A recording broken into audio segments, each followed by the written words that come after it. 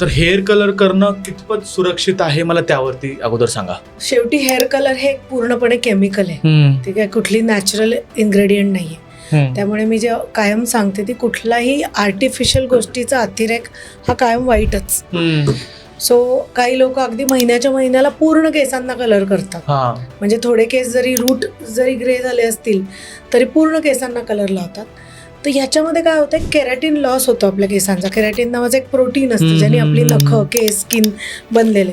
तर विनाकारण तुम्ही जर सतत कलर लावणं किंवा कोणाचा तरी घरात मिक्स केलेला आहे, राहिलाय, मिस्टर लावतात किंवा बायको लावते, तो उगाच लावून टाकतो. येस, त्यांनी काय होतं, ओव्हर कोटिंग होतं आणि या ओव्हर कोटिंगमुळे सुद्धा केस खराब होतात.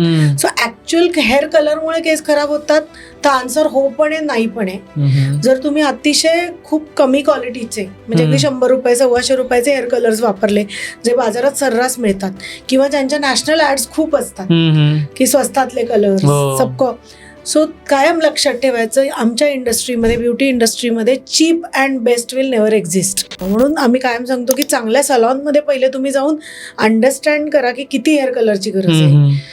चांगली हेअरड्रेसर जी आहे ती तुम्हाला कायम सांगेल की फुल केसांना लावू नका, तुम्ही जितके ग्रे तुमचे झाले तितकेच लावा.